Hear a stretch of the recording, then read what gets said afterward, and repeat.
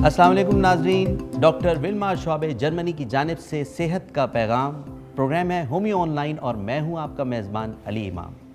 नाजरीन, सीज़न 1 की बेइंतहा कामयाबी पर मैं आपका शुक्रिया अदा करना चाहूँगा और इसी चीज़ को देखते हुए हमने कोशिश की और हमारा एतमाद बहाल हुआ कि हम इस सिलसिले को आगे बढ़ाएं और सीज़न 2 हम आपके लिए पेश करने जा रहे हैं।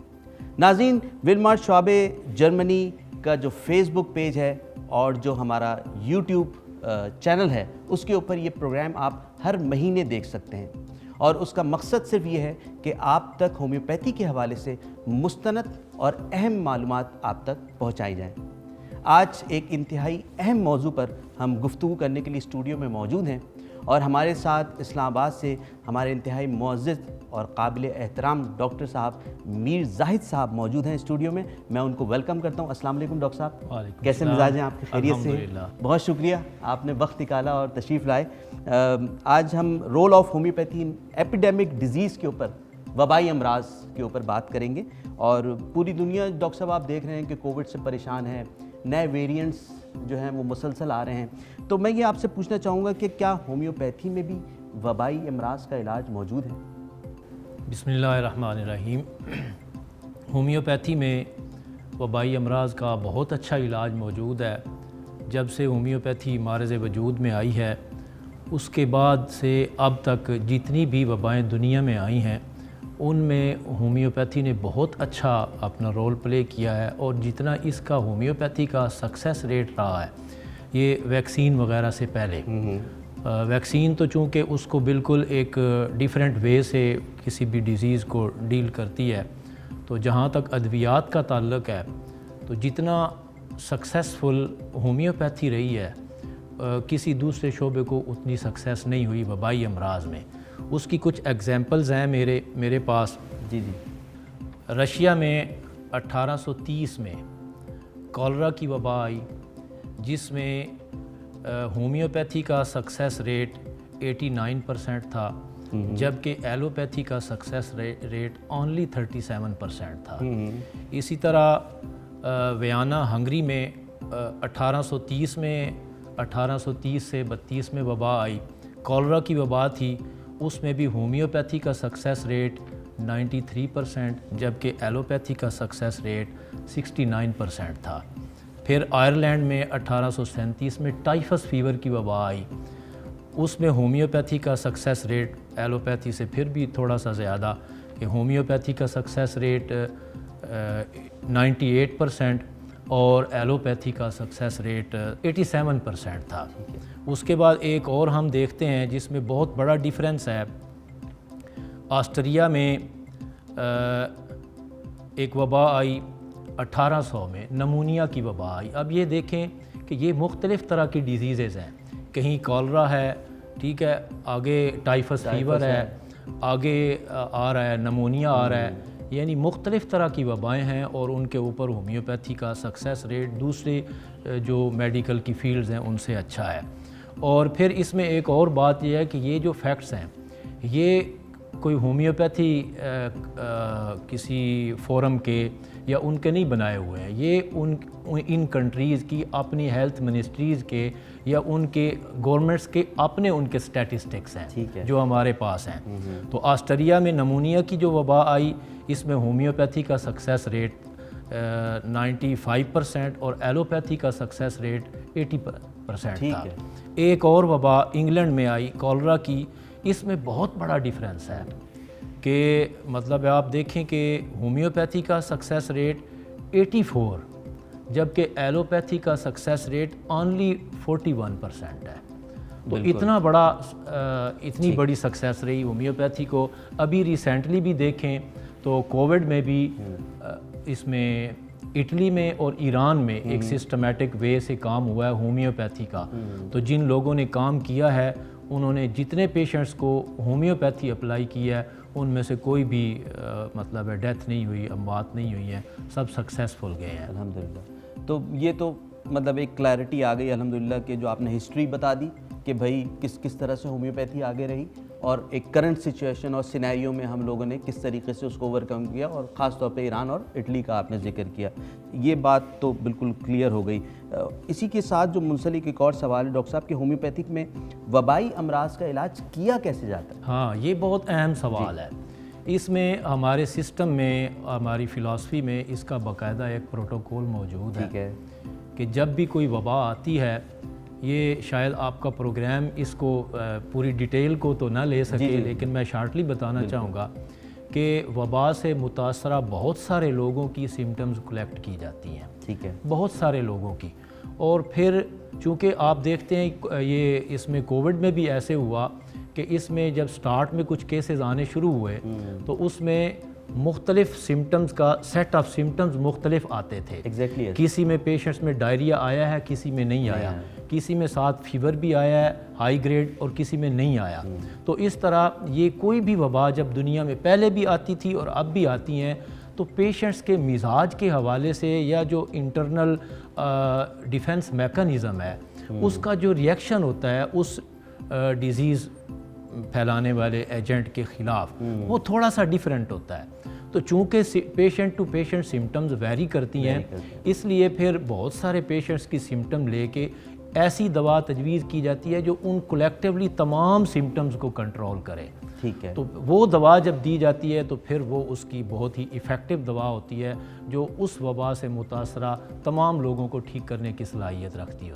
ہومیوپیتھی بیسیکلی ہم جس کو کہہ سکتے ہیں کہ ڈیزائنر بیسڈ کچھ طرح کی چیزیں جس میں ہم کسٹمائزیشن اور سب کا انڈیویجولیٹی کے اوپر ہم جا کے اور پھر اس کا علاج. جی، ڈیزائنر بیس تو اس طرح ہے نا کہ جب بھی کوئی ڈیزیز آتی ہے وہ چینج ہو کے آتی ہے. ایگزیکٹلی. مطلب ابھی جو کووڈ کے بھی آپ دیکھ رہے ہیں ویریئنٹس آ رہے ہیں. جی. اور یہ پاسبلٹی موجود ہے کہ کووڈ سے ملتی جلتی کوئی ایسی چیز نیکسٹ ٹائم آ جائے کہ جس کی سمٹمز یا جس کا جو پیتھوجینیسس ہے انسان کے آرگنزم کو متاثر کرنے کا جو اس کا طریقہ کار ہے وہ ڈیفرنٹ ہو.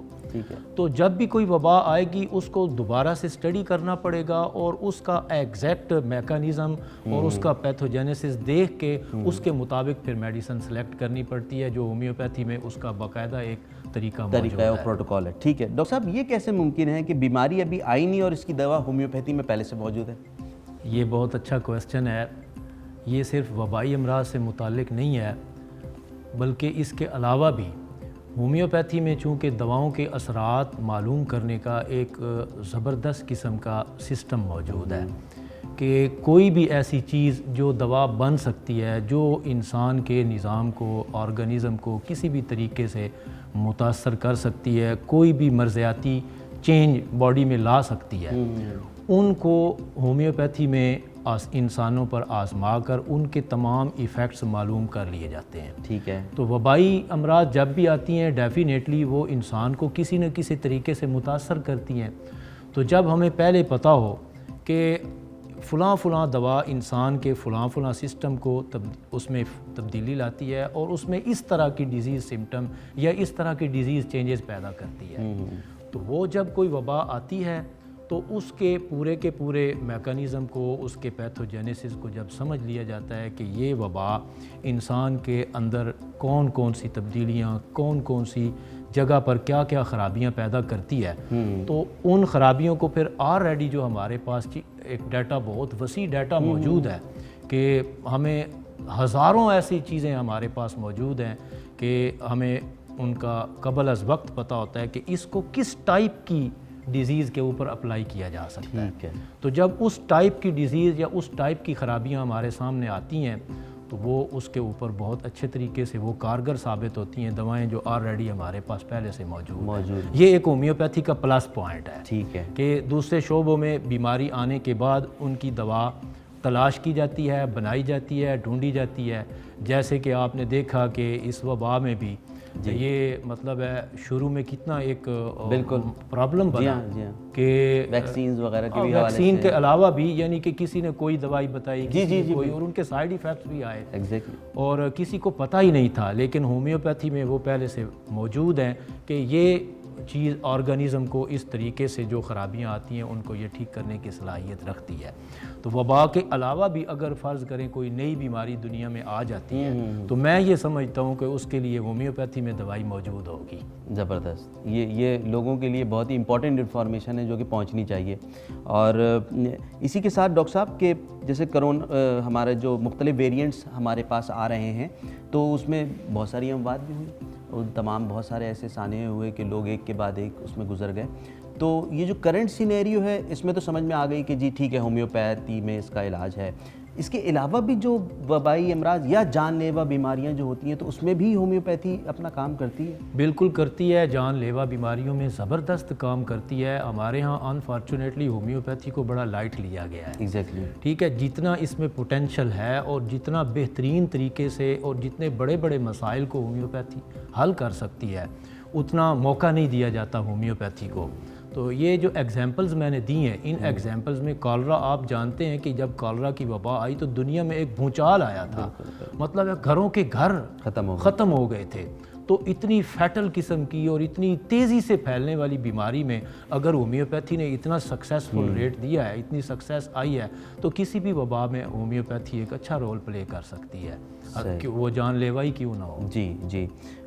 بس اب چونکہ وقت مختصر ہے ڈاکٹر صاحب، سوالات کافی تھے ہمارے پاس. اب میں آخری سوال آپ سے کروں کہ وبائی امراض سے بچاؤ کے لیے ہمیں اور کیا کیا تدابیر اختیار کرنی چاہیے؟ سب سے امپورٹنٹ چیز ہے میرے خیال میں ہماری قوم کو ہی پتہ ہونا چاہیے. جی یہ ایک تو یہ ہے کہ جو گورنمنٹ کی طرف سے یا صحت کے محکمے کی طرف سے جو بھی ایس او پیز مقرر کی جاتی ہیں کسی بھی ڈیزیز کے حوالے سے ان کو فالو کرنا چاہیے.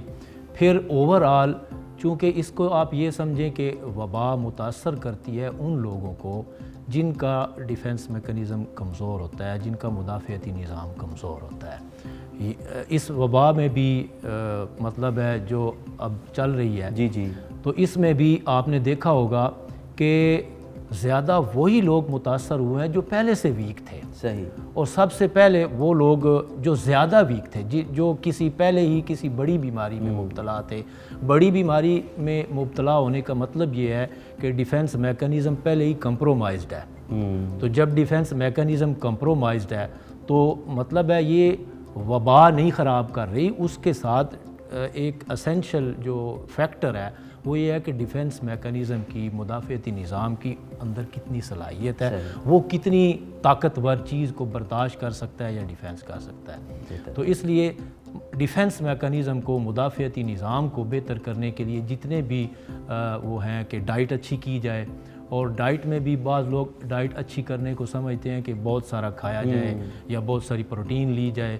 تو یہ ایک میں ایڈیشنل آپ کو تھوڑی سی انفارمیشن دوں کہ انسان کے جتنے بھی فزیکل ایکٹیویٹیز ہیں ان میں سب سے زیادہ انرجی کنزیوم ہوتی ہے ڈائجیشن میں. سب سے زیادہ، حتیٰ کہ تیز دوڑنے سے بھی زیادہ. اچھا. ٹھیک ہے. تو ہم اپنے ڈیفنس میکنزم کو سٹرونگ کرنے کے لیے بہت سارا کھائیں یا بھاری بھرکم چیزیں کھائیں، ایسا نہیں ہے. لائٹ ڈائٹ جو آسانی سے ہضم ہو اور صحت مند قسم کی غذائیں ہیں، اس کے ساتھ ایکسرسائز ہے، اور جتنا سٹریس سے بندہ بچ سکتا ہے وہ بچنے کی کوشش کرے. تو وبائی امراض میں صرف اس کی پروٹیکشن کی ضرورت نہیں ہے بلکہ اپنے مدافعتی نظام کو سٹرونگ کرنے کی اور اس کو بہتر کرنے کی بھی بہت ضرورت ہے. بہت شکریہ ڈاکٹر صاحب. مختصر وقت میں کوشش کی آپ نے بہت ساری چیزیں ہمارے ناظرین تک پہنچے، اور انشاءاللہ ہم آپ کو مدعو کرتے رہیں گے اپنے اس پروگرام میں اور آپ سے فائدہ اٹھاتے رہیں گے.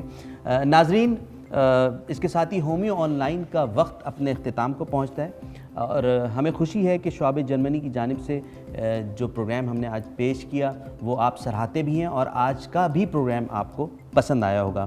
شعبے کی یہ کاوش بنیادی طور پر ایک سوشل سروس ہے جس کا مقصد صحت و علاج کے متعلق مستند معلومات اور آگاہی فراہم کرنا ہے.